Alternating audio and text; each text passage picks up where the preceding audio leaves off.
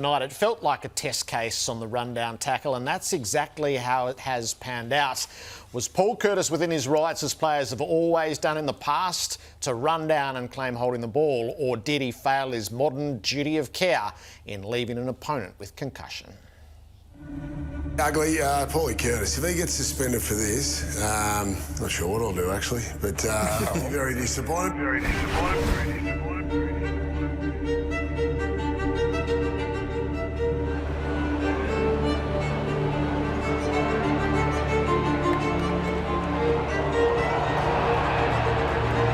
The rundown tackle's a really difficult one because I didn't think the Paul Curtis one there was any intent to hurt. He was just sort of hanging on for dear life.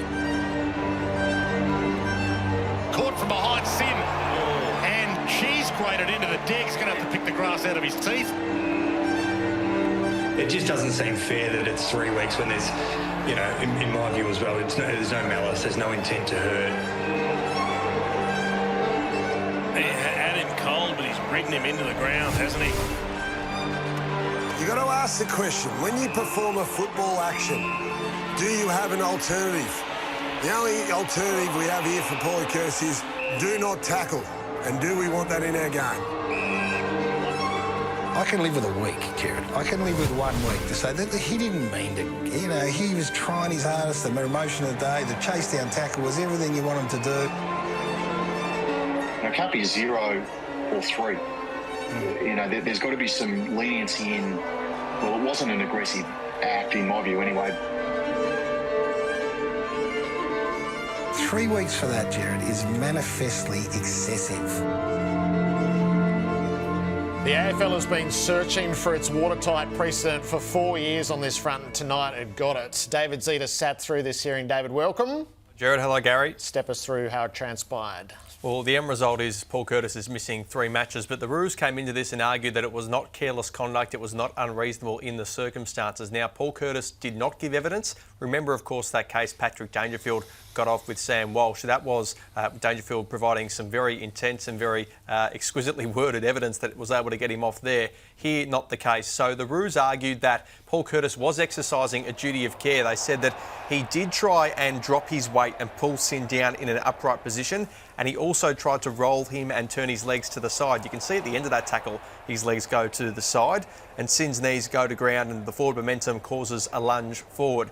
Now, the AFL argued, I might just skip that because effectively the Tribunal agreed with the AFL. So these reasons I'm about to give you are in line with what the AFL argued. So the league said, or the Tribunal said, that he did not need to propel Sin forward with such force. He made no attempt to release either arm. He made no or insufficient attempt to roll Sin sideways. It occurred too late. He had time to sum up the situation before he tackled Sin. He made no attempt or insufficient attempt to pull him back. And this was the key bit here.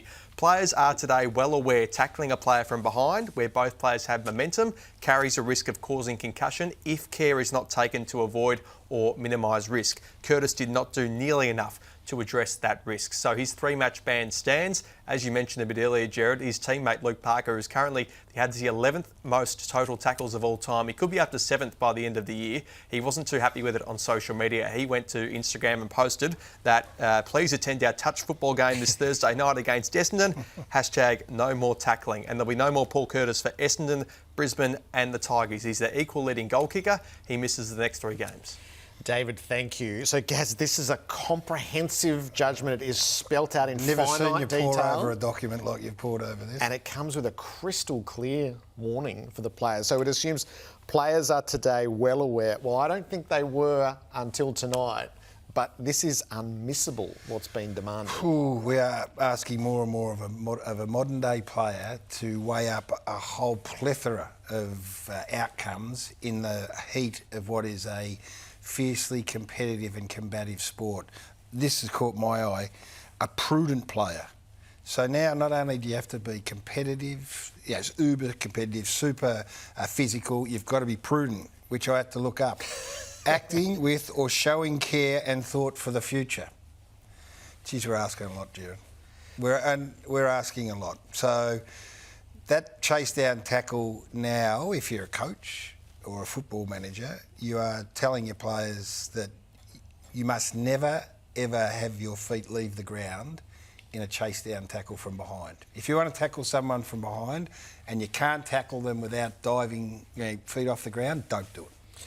So there's a couple of technical issues that are, so this is for the players of the day, and we'll ask our young players this shortly.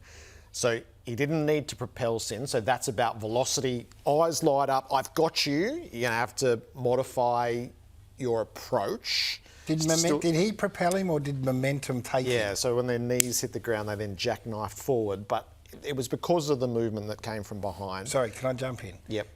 So you say the knees hit the ground and then it jacked. So you've got to weigh that up as well. Yep. You've got to reasonably foresee his knees hitting the ground and jackknifing him forward. So, and this was part of the judgment. It was, you have to think through, if you drive the player forward with momentum, the likely outcome is once your knees plant, you're both into the ground. And if you're taking the player face first, that's dangerous. Didn't Harley Reid get his knees get chased from behind, knees hit the ground and he didn't face plant? Head didn't hit the ground. So how can you reasonably foresee that that's going to happen next time?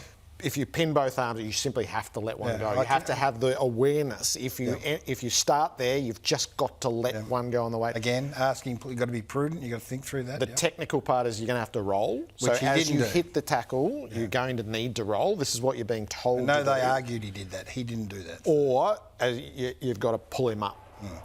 So those are the factors for the modern day player.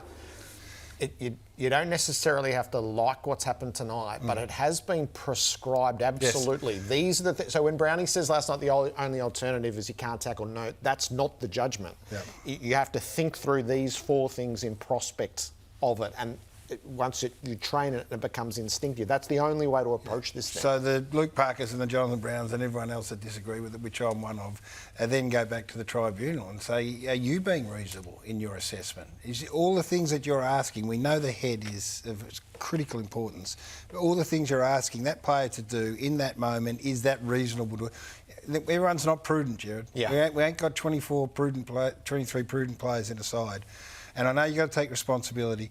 I do think the 3-match suspension is also inflammatory in all of this. Yep. Had there been some judicious element to this where they could look at it and say, yeah, look, we agree. We don't think he tried to maim him or hurt him or concuss him, so we take that into account and it's 3 down to 1. That obviously is not available to them, but that would take a bit of the heat out of this. But this is going to rage, Gerard. It'll rage and it will rage. It is incumbent upon now the players and the coaches, despite the noise and the support you get, you're going to have to modify. Yes, or you because don't play. The evolution of it won't pull back from here. We've seen it with the bump, we've seen it with the first iteration of the dangerous tackle, and now we've got it on the chase down tackle. Yeah, I know we're running out of time, but the explanation with the bump will ring true here. You can still bump, but if you get them in the head, you're taking your footy life in your own hands. You can still chase down tackle, but if you knock them out in the process, then you're taking your footy life in your own hands.